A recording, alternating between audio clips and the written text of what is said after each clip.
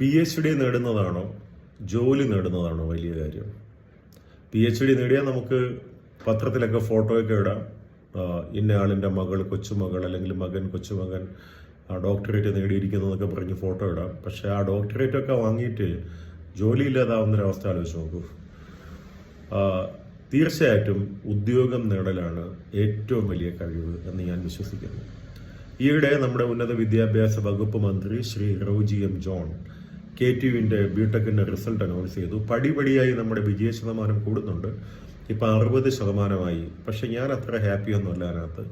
കാര്യം ഞാൻ പ്ലേസ്മെൻറ്റ് ട്രെയിനിങ്ങിന് പല കോളേജുകളിലും പോകുന്ന ഒരാളാണ്. അപ്പോൾ ഞാൻ ശക്തമായി വിശ്വസിക്കുന്നത് ഏറ്റവും വലിയ വിജയം എന്നത് അടുത്ത വർഷം Shri Roji M John announce ചെയ്യുമ്പോൾ 60% കുട്ടികൾ പാസ്സായി, അവരിൽ ഭൂരിഭാഗം പേരും പ്ലേസ്ഡ് ആയി എന്ന് പറയുമ്പോഴാണ് നമ്മുടെ വിദ്യാഭ്യാസത്തിൻ്റെ നിലവാരം ശരിക്കും കൂടിയെന്ന് നമുക്ക് ഉറപ്പിക്കാനാവുക. അപ്പോൾ ഒരു യൂണിവേഴ്സിറ്റിയുടെ അല്ലെങ്കിൽ ഒരു ഇൻസ്റ്റിറ്റ്യൂഷൻ്റെ മഹത്വം നമ്മൾ കാണുന്നത് വിജയ ശതമാനത്തിൽ മാത്രമല്ല, പ്ലേസ്മെൻറ്റ് ട്രാക്ക് റെക്കോർഡിലും കൂടെയാണ്. ഏറ്റവും മികച്ച ശമ്പളത്തോടുകൂടി ആ വിദ്യാലയത്തിൽ പഠിക്കുന്ന വിദ്യാർത്ഥികളൊക്കെ പ്ലേസ്ഡ് ആകുന്നുണ്ടെങ്കിൽ മാത്രമാണ് ആ വിദ്യാലയത്തിൻ്റെ നിലവാരം നമുക്ക് നല്ലതാണെന്ന് പറയാൻ സാധിക്കുക.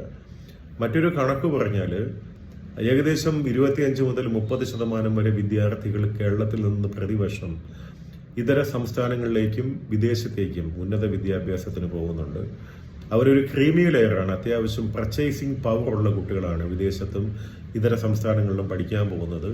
അതിലൊരു എക്കണോമിക്സ് 60,000 കോടി മുതൽ 90,000 കോടി രൂപ വരെ പ്രതിവർഷം മലയാള വിദ്യാർത്ഥികൾ മറ്റ് സംസ്ഥാനങ്ങളിലും വിദേശത്തുമായി വിദ്യാഭ്യാസത്തിന് ചെലവാക്കുന്നു.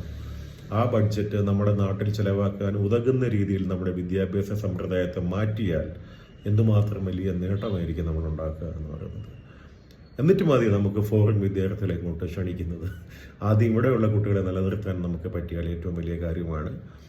റോജി എം ജോണിനെ പോലെയുള്ള വളരെ മിടുക്കനായ ഒരു മന്ത്രിയും അശോകനെ പോലെ അങ്ങേയറ്റം എക്സ്പീരിയൻസും സാമർഥ്യവുമുള്ള ഒരു സെക്രട്ടറിയും ഭരിക്കുന്ന ഉന്നത വിദ്യാഭ്യാസ വകുപ്പിനെ കുറിച്ച് വളരെ പോസിറ്റീവായൊരു കാഴ്ചപ്പാടാണുള്ളത്.